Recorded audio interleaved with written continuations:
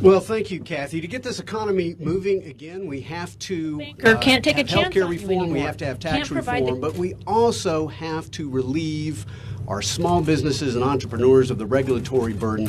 Dodd-Frank represents the greatest regulatory burden on our economy, more so than all the other Obama-era regulations combined.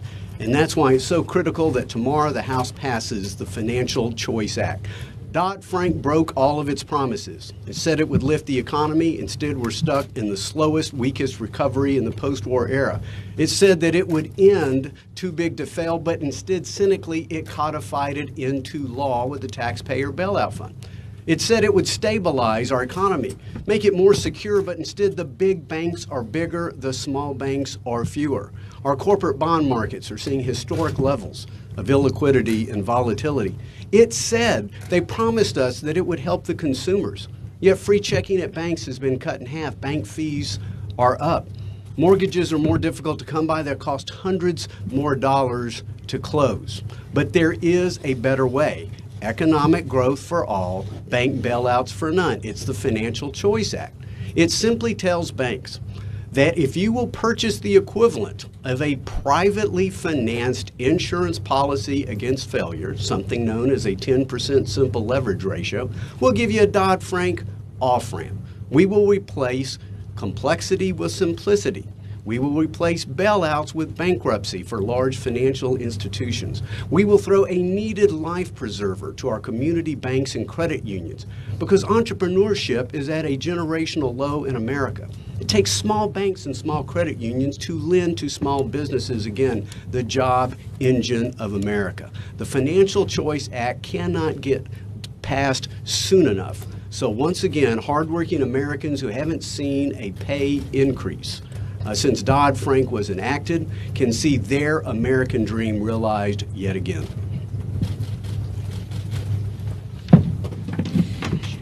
Thank you so much, Mr. Chairman, and thank you to all of the members of the House Financial Services for the work on this important legislation. I am so happy to be here working to advance the passage of the Financial Choice Act. America's farmers, workers, businesses, households, savers and investors deserve the flexibility and access to credit that the Choice Act will give them. As a former mayor, I know that both families, towns, and people need greater access to credit. When we were building our libraries and building our community parks, it's the people that were in our cities that were helping us. When a farmer needed a tractor to plow his fields, it's the banks in the towns that would be able to give them access to credit. We need a strong, innovative, and accessible financial system. Currently under Dodd-Frank, that isn't the case. For example, one of my constituents owns a successful catering business, but is unable to expand because every time she goes out to get a small loan, she is stunted by red tape and regulation. Massive government regulations are hurting people, not helping people. Community banks, which provide small bank loans, are closing at a rate of 1 bank per day. Middle to low income families are getting higher fees, less access to credit, and less customer service than ever before. Everyone deserves a chance to achieve their American dream. The Choice Act is a bold step towards achieving the American priority for faster economic growth and job creation. We're excited. I hope that everyone's excited about actually talking about policy and getting the work done for the American people. Thank you.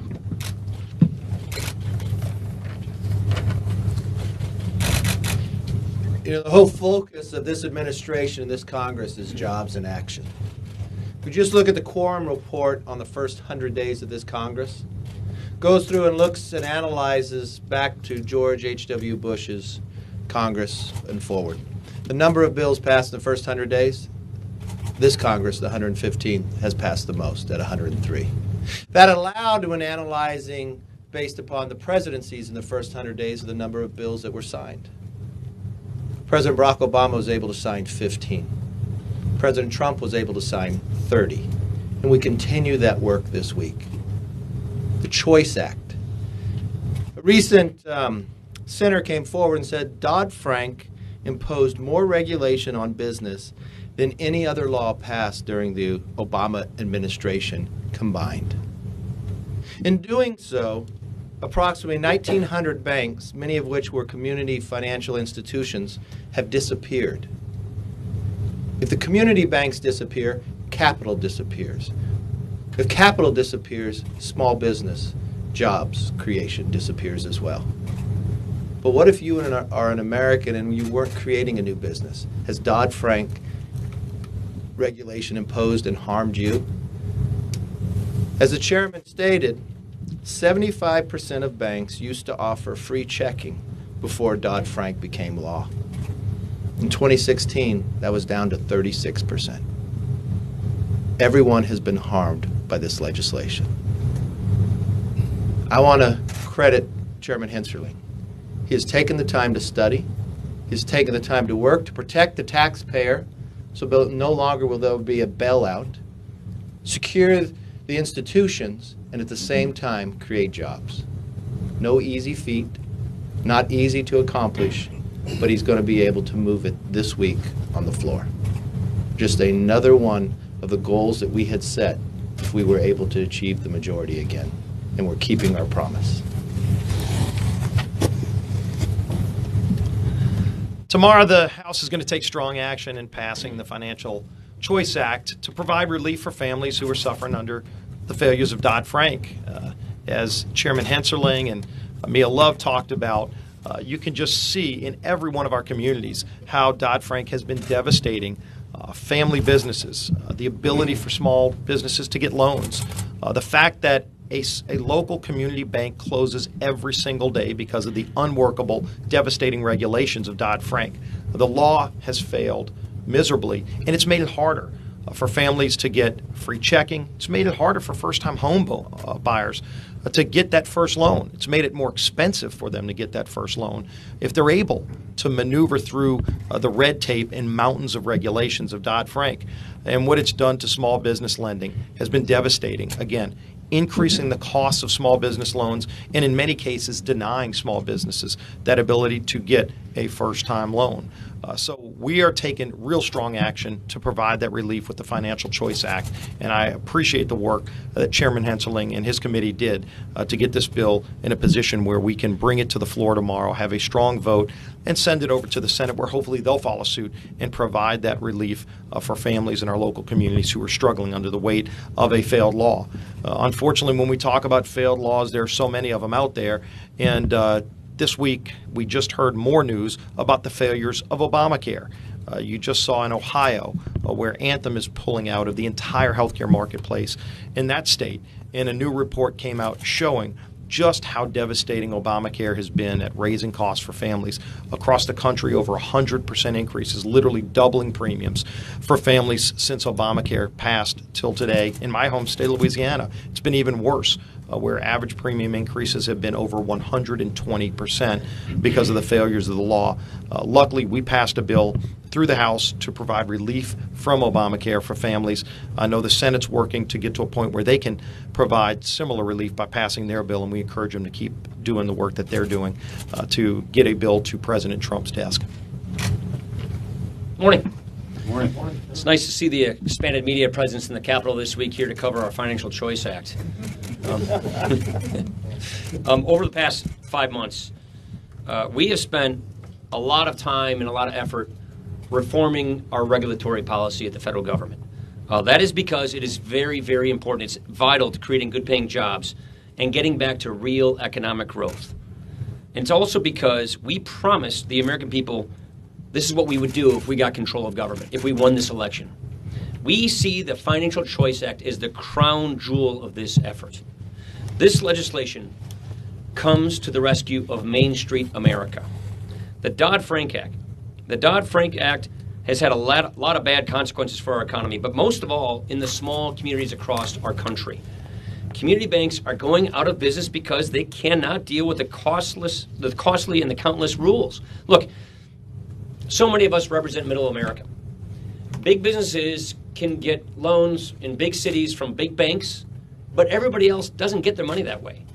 And we are losing community banks by the day. And most of the jobs in this country come from community banks, come from small businesses. They who take a risk, these entrepreneurs, these small businesses, they go and get credit from the community bank. And that's where job growth comes from. And the reason we haven't had the kind of economic growth that we need in this country is because of the regulatory structure. This bill fixes that. So this is something that we hear back home all of the time. This is very important legislation, which we think is just absolutely critical to getting this economy growing and to getting small businesses, farmers, ranchers, entrepreneurs, the kind of capital and the credit they need to take risks, to grow, to hire people, to increase wages. This also repeals the too big to fail, which makes taxpayer bailouts of Wall Street a thing of the past. Simply put, this is a jobs bill for Main Street. The Financial Choice Act makes it possible for small businesses across this country to stop struggling and to start hiring. I want to commend Chairman Hensarling and his committee, Mia Love and everybody on their committee. They have put years of work into this. This is a very important piece of legislation we're very excited about bringing through Congress today, because this is a key piece of our agenda to get the regulatory reform agenda put through, to get jobs growing, and to get the economic growth that we really need and deserve in this country. Thank you. Anybody have any questions? Mr. Speaker, given some of the stories we've seen over the last couple of weeks, has the president ever asked you to weigh in publicly on his behalf on some of the Russia allegations or related to any of these investigations that we've seen? No. Yeah.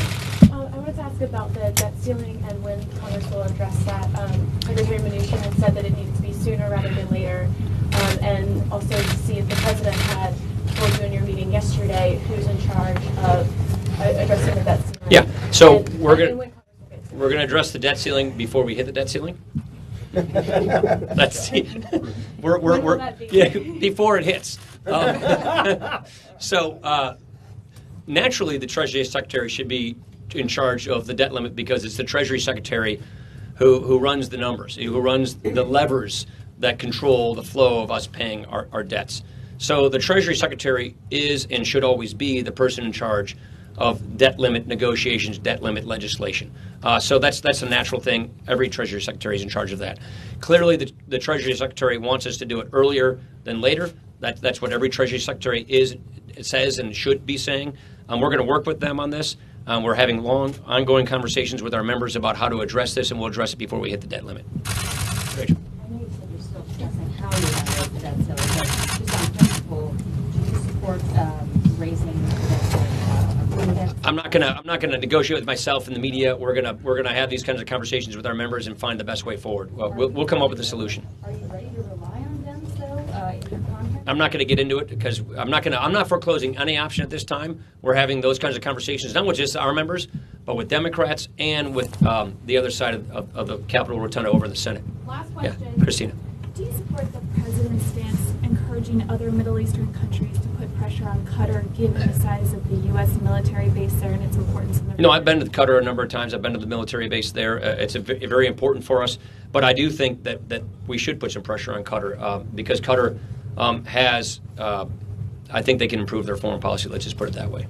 Did the president consult you at all on the FBI? I'm sorry to interrupt. No, he I thought you were didn't. just walking No, away. but Ray, right?